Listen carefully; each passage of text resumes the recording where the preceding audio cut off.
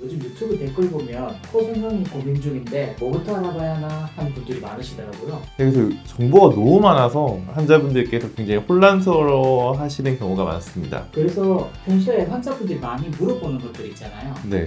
환자분이 제일 궁금해하는 게 어떤 거예요? 써야 될 재료 같은 거라던가 꼭 보형물을 써야 되는 건지, 코를 좀 깎아야 되는 건지, 약간 그런 것들을 종종 물어보십니다. 그럼 오늘 그 질문들 한번 정리해 볼까요? 네, 한번 해보시죠. 그럼 첫 번째 질문입니다. 비중격 연골로 코끝을 높이고 자연스럽게 개선할 수 있나요? 모든 것은 코 안에서 끝나는 게 좋고, 비중격이나 기연골을 사용을 해서 코 성형을 하는 거를 선호를 합니다. 근데 이제 어떤 분들은 코 안쪽에 연골보다 뼈가 더 많으신 분도 있어요. 그런 경우에서는 연골이 너무 없기 때문에 제가 치치를 많이 하게 되면 코의 지지 구조가 약해질 수가 있습니다. 그리고 이제 코가 너무 들창 코이시거나 코가 너무 크시고 처진 경우에서는 비중격으로만 세우는 걸로만 해서는 좀 지지 구조가 약해서 원래대로 돌아갈 수 있는 가능성이 좀 있기 때문에 그럴 때는 자가늑이나 기직늑을 이용해서 좀 더 강한 지지대를 만들어서 코 모양을 계속해서 유지할 수 있게 그렇게 하는 편입니다. 아, 그럼 케이스 바이 케이스군요.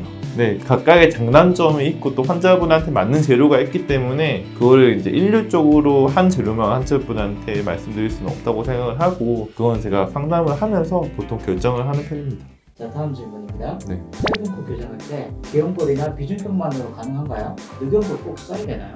늑연골을 꼭 쓸 필요는 없고 우리가 짧은 코라고 생각하는 게 사실 제가 생각할 때는 두 종류가 있어요. 그래서 실제로 짧은 코가 있고 짧지 않은데 짧다고 좀 오해하시는 코가 있습니다. 그래서 오해할 수 있을 만한 코가 여기 미간 쪽, 여기 코가 좀 낮으신 분들이 있어요. 코가 짧지가 않은데 여기가 납작해서 전체 길이가 좀 짧아 보이는 약간 가짜로 약간 작아 보이는 코가 있는데 그런 경우에는 사실 뭐 비중격만으로도 충분히 수술을 할 수가 있는 거고 진짜 제가 생각하는 짧은 코는 약간 들창코처럼 코가 이렇게 올라간 코가 있는데 이거는 근본적으로 코 안에 연골이 부족한 경우가 대부분입니다. 그래서 들창코를 예방하고 콧구멍을 덜 불게 하기 위해서는 연골을 좀 보강해주는 그런 작업들이 필요하거든요. 그래서 이제 그런 과정에 있어서는 심하지 않고 경미하게 콧구멍이 보이는 정도면 사실 굳이 기직력 쓰지 않고도 충분히 가능하지만 어떤 환자분들은 진짜 콧구멍이 다 보일 정도로 굉장히 들창코가 심하고 연골이 부족하고 또 피부도 딱딱한 분도 계십니다. 그때는 저희가 이제 어쩔 수 없이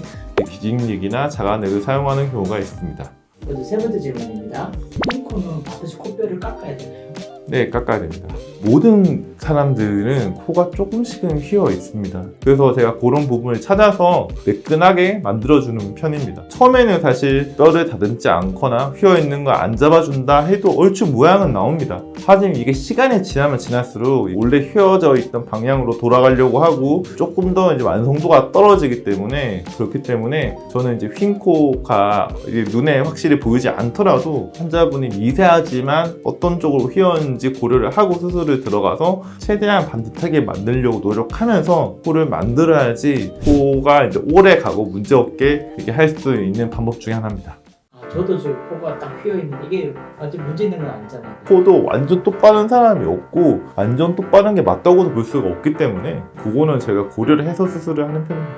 코끝만 수술해도 자연스럽고 티 안 나게 가능한가요? 물론이죠. 코끝만 조금 이렇게 약간 뭉뚱하고 나머지는 모양이 굉장히 예쁘신 분도 꽤 계시거든요. 그래서 이런 경우에서는 이제 굳이 절개도 하지 않습니다. 환영 정점이라 해서 이제 다 괜찮은데 점만 하나 딱 찍으면 이제 완벽한 코가 될 수 있는 그런 코는 제가 먼저 절개하지 말고 저희가 비절개로 코끝만 살리면 이쁠 것 같다고 하자고 말씀드릴 편입니다.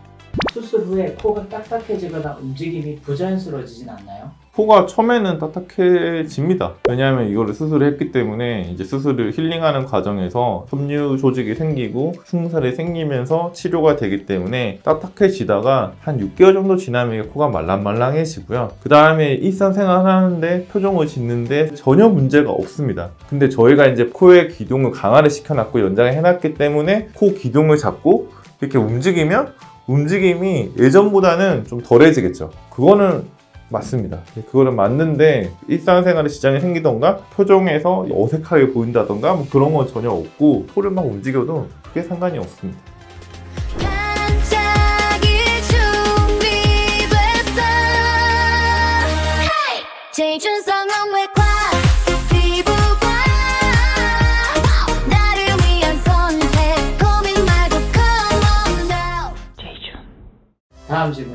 네.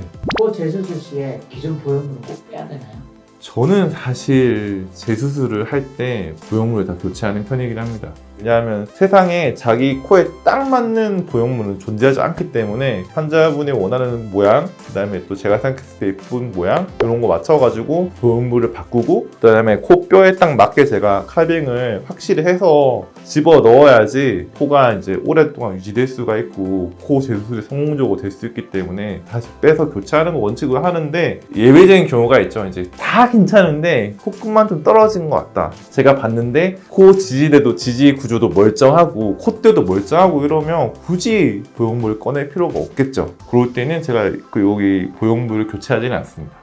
혹시 근데 보형물을 빼거나 이런 것 때문에 회복 기간이 더 길어지거나 수술 시간이 길어지거나 이런 건 없나요? 수술 시간이 좀 더 길어질 수는 있는 게, 모든 재수술, 코 수술 포함해서 눈 수술, 다른 수술 다 마찬가지로 일단은 박리가 제일 중요한데, 왜냐하면 이제 구조가 어디가 어딘지가 좀 헷갈릴 수가 있죠. 이제 박리를 하고 나면 흉살 때문에 첫 수술처럼 이게 가감하게 이렇게 박리를 할 수가 없고 조금씩 박리를 해가면서 이 구조를 이제 분리하는 게 중요하기 때문에 좀 더 시간을 갖고 수술하는 게 맞습니다.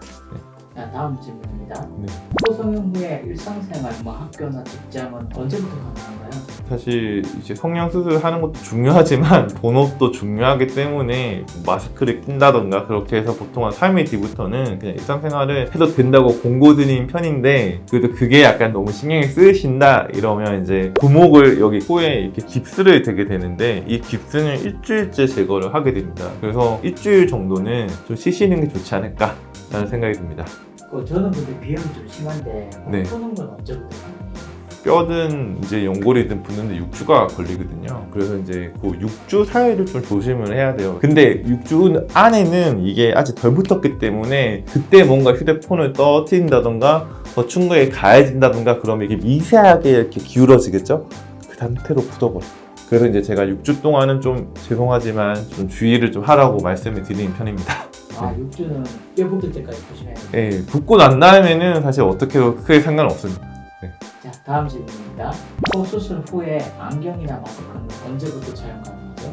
보통 한 달 정도라고 이렇게 설명을 드리는데요. 보형물을 이렇게 얹게 되면 사실 이제 코 앞쪽에는 이 보형물을 고정할 수가 있는데, 코 위쪽에는 여기 고정할 수 있는 부위가 사실상 없습니다. 아까 전에 말씀드린 것처럼 아직까지 코의 그런 보형물 위치가 안정화가 안 됐는데 이 위에다가 안경을 쓰게 되면 위치가 변하겠죠.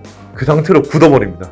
그렇기 때문에 죄송하지만 한 달 정도는 좀 이제 안경 쓰는 걸 자제해 주시는 걸 부탁드리는 편입니다. 수술 후에 염증, 구축 등의 부작용이 생기면 어떻게 좋지 않나요? 염증이 날 수는 있는데 그 가능성은 사실 1% 미만이기 때문에 많이 걱정 안 하셔도 되고, 진짜 만약에 염증기가 있다 그러면 코가 명백하게 빨개집니다. 근데 그렇다고 해서 너무 걱정하실 필요는 없는 게, 대부분 다 항생제 주사를 맞으면 이 염증이 해결이 됩니다. 근데 이제 좀 걱정이 되시면 저희 연락을 주시면 저희가 답을 해드리기 때문에 그런 거는 물어보시면 될 것 같습니다. 혹시 코가 내려앉거나 모양이 변형될 가능성은 얼마나 되나요? 그런 경우에는 언제부터 재수술이 가능해요? 보통 재수술은 이제 완전히 힐링이 완료된 다음에 해야 되기 때문에 코가 좀 말랑말랑해진 다음에 수술을 할 수가 있습니다. 그래서 보통 6개월 지난 후에 수술이 가능한데, 코 변형에 있어가지고는 시간이 지나면 코가 살짝 떨어질 수는 있어요. 근데 그거는 자연적인 노화 과정이라 가지고 얼굴에 이렇게 내려오는데 코만 빳빳하게 서 있으면 이것도 밸런스가 전혀 안 맞기 때문에, 그래서 좀 더 약간씩 떨어지는 거는 그냥 자연스러운 형상인데, 완전히 이게 저희가 충격을 받는다던가 보형물의 위치가 잘못됐다던가 그럴 때는 아예 보형물이 돌아가거나 안 그러면 여기 지지 구조가 아예 넘어가는 경우가 생깁니다. 만약 그런 경우가 있으면 수술한 지 6개월 뒤에 이 지지 구조를 바로 잡아주고 그 다음에 보형물 위치를 바로 잡아주는 그런 조치가 필요할 수도 있습니다. 근데 거의 흔치 않으니까 걱정하지 않으셔도 됩니다. 오늘은 코 성형이 고민이신 분들이 가장 많이 하는 질문 10가지에 대해서 답변하는 시간을 가져보았습니다. 혹시 영상을 보시고 궁금한 게 또 있다 해서 댓글을 달아주시면 다음 영상에 대답해 드리도록 하겠습니다. 오늘도 시청해 주셔서 감사합니다. 다음에 봐요. 제발. 青春上扬，微光。